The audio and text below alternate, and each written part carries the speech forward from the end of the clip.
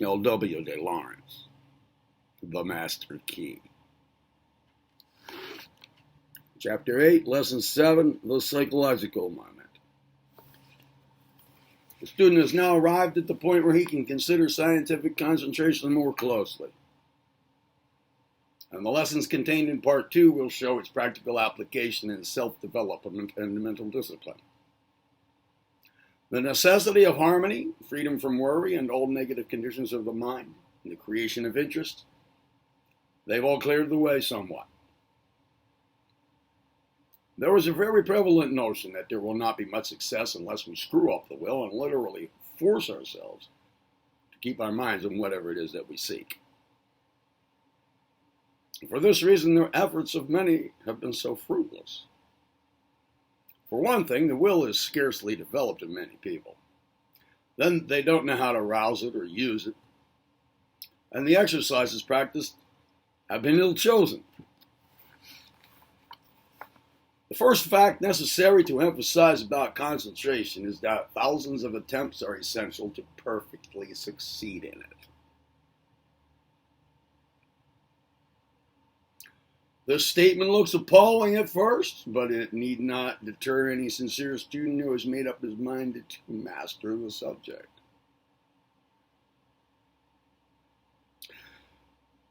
If it were like taking lessons in some subject and the student had only one lesson a day or every other day, the time required to become proficient in the subject would require many days, involving innumerable hours of work.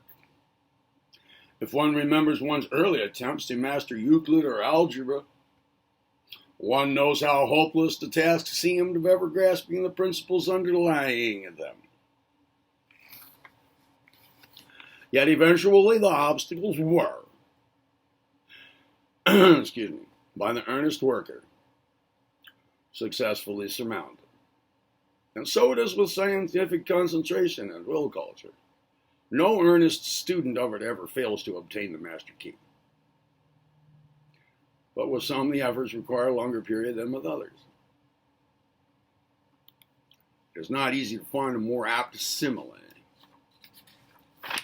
of the human mind than the Eastern one, which regards it as a wild, restless horse, ever working to go its own way rather than the way its rider desires it to take. Persuasion accomplishes more than force on more plans than one. And this is very true of the mind. Keeping ever at the back of the mind what it is that we seek, we say to ourselves, I'm not going to think of anything else. Of course, the mind rebels.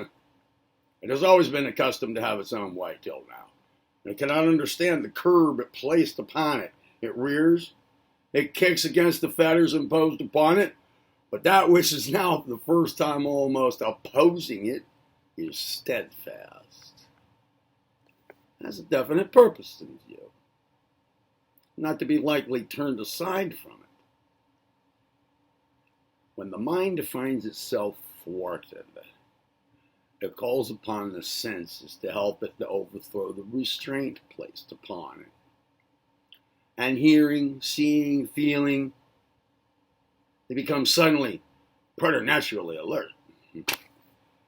The man becomes very much alive. He knows that within him a titanic struggle is being waged, and he decides that he will not relax for a moment or so, keeping the idea before him that he will let his mind go, that he will let his mind go its own way. Not because it wants, but because he, the real master of the mind, thinks the lesson has been learned.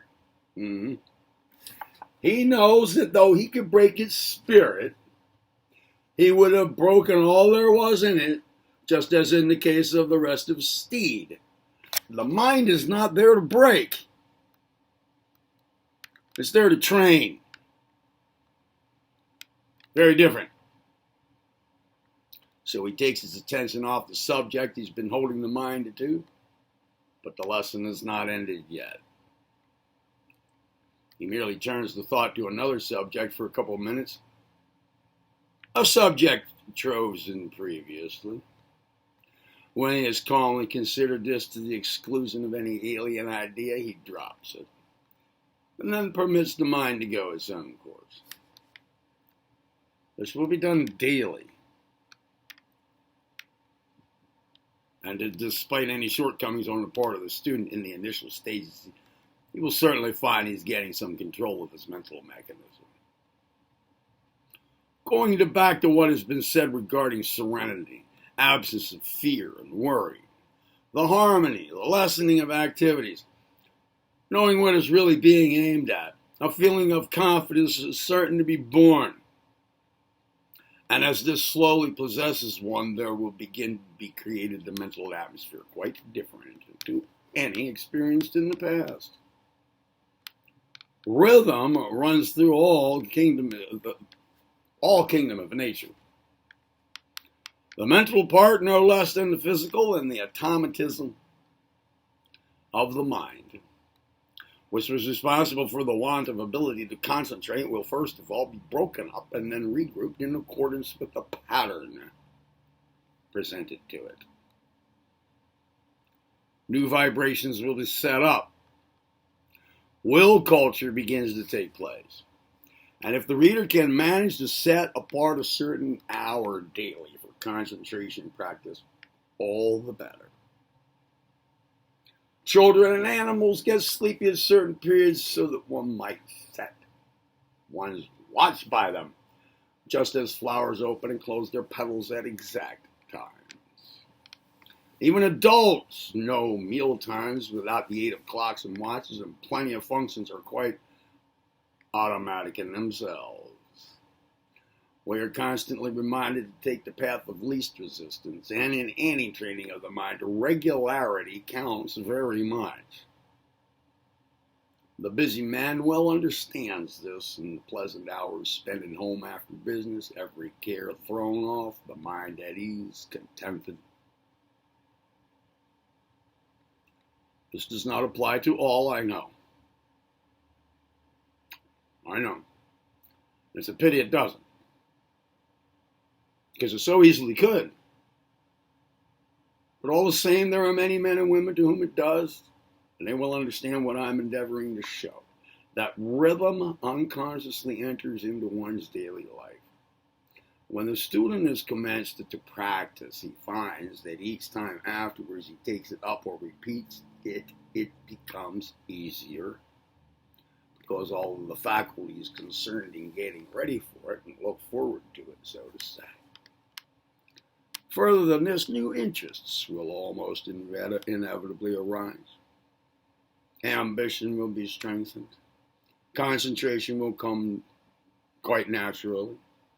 When any new ambition or a new conception arises in the mind desire at once comes to the front. And when desire is awakened in us, all the forces of the mind are increased and become more alert. Just as a football enthusiast would throw more energy into a game than would be expended in a day's work, and yet not feel as tired. So when strong desires can be aroused in a man, he has little difficulty in concentrating. There's a psychological law that the use of a faculty to its utmost increases its capacity. And so we find once more that after this daily, steady application, the mind rests easily on whatever subject we place before it. This does not mean that we shall abuse it, and to practice gazing at black spots on the wall for 20 minutes at a stretch, as taught by so-called professors of New Thought, hypnotism, and so on. This will lead to a wearying of the mind's forces, because the mind would not voluntarily take up gymnastic stunts of that nature. Where there is no real objective, where the mind is not legitimately fulfilling its function, there is a sense of the mental powers being forced. And where this is the case, the true forces are diverted into unnatural channels, and then they work against the grain. Well, this tends to a disruption, a disorganization of the mental mechanism. Success in concentration is dependent upon the attitude which the mind takes up. There may be a praiseworthy attempt to feel that it is an admirable experiment to gaze fixedly at a spot with the mind fastened on it like a leech, but behind this there is the consciousness that it is only an experiment, a means to an end.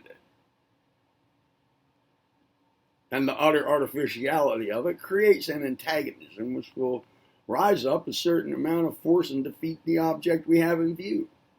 A doubting or dissatisfied attitude will positively bar success and tend to produce either a feeling of indifference or disgust for concentration or will culture. And this, if allowed to go on, will put the student back a long way. This is a form of conscious concentration.